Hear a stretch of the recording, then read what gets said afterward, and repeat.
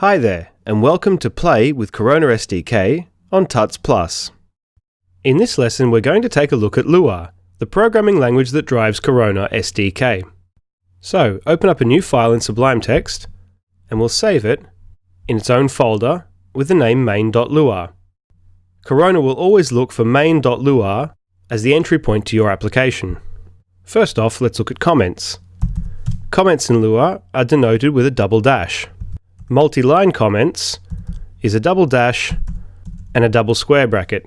You don't have to end with the same pattern, you can just end with the double square bracket, but I like to make it symmetrical.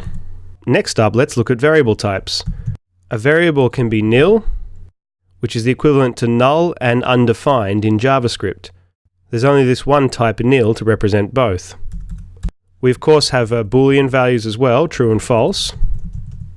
We have numbers, and we just have a single number type to represent all sorts of numbers, such as float and double precision numbers.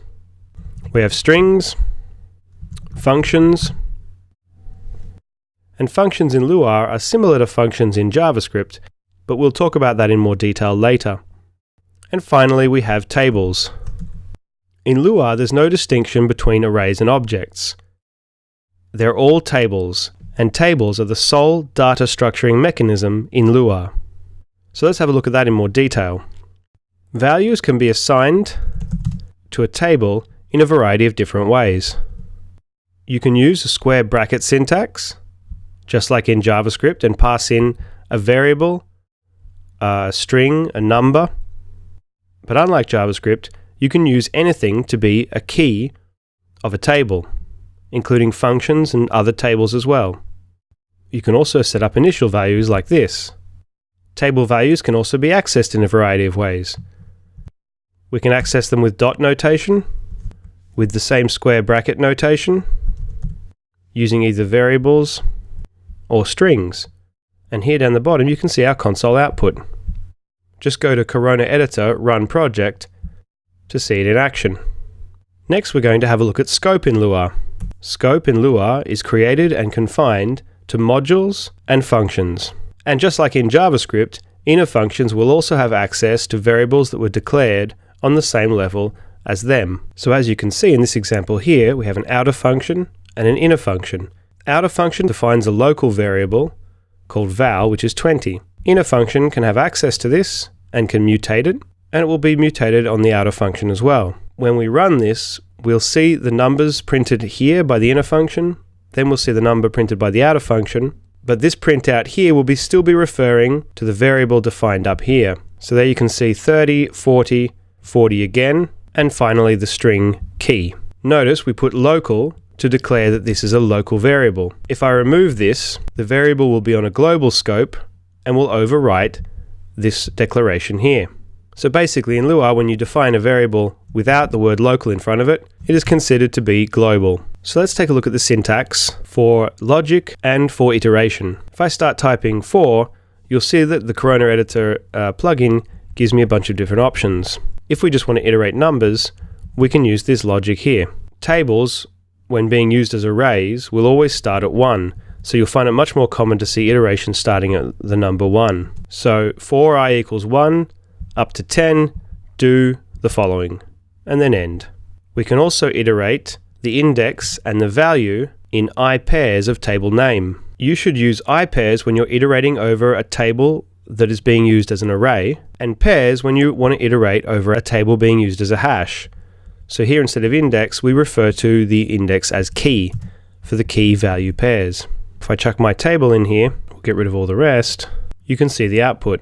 Now you see that the first one only printed out the index that I'd set up as an array by using the number 1. And the second one prints out the entire hash, every key and value pair. It's very important to make this distinction when using tables in Lua. You can instantiate a table to behave as an array if all you do is pass in values.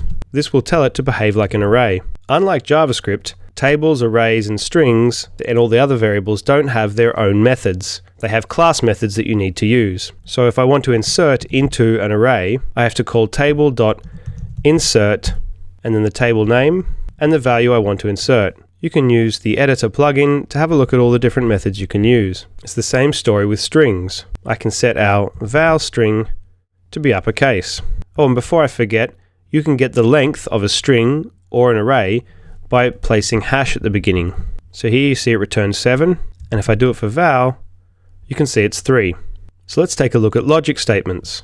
If val equals key, then print true. An if-else statement is written like this, and if-else-if is written like this. In theory, this version can go on as long as you need. And unfortunately, we don't have access to switch in Lua, and this is the only way to kind of replicate switch functionality. This would then be the default of the switch. Other important things to remember in Lua is that functions are treated as first-class objects. This means that functions can have properties assigned to them, and it is in this way that you create classes. We'll have a more detailed look at inheritance in Lua and creating classes and instances of them and modules in the next lesson. For now though, I will show you how you can pass in a variable number of arguments to a function. If you put ...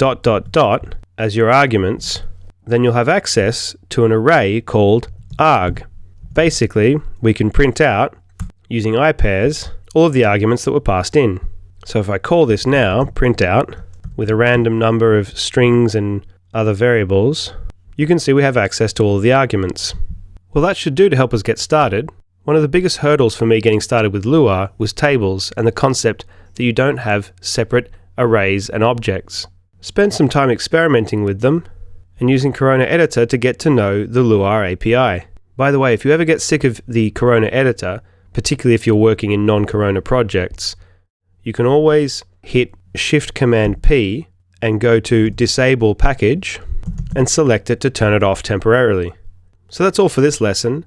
Check back in for the next lesson, where we'll start having a look at the Corona Drawing API in combination with a bit of classical inheritance using Lua.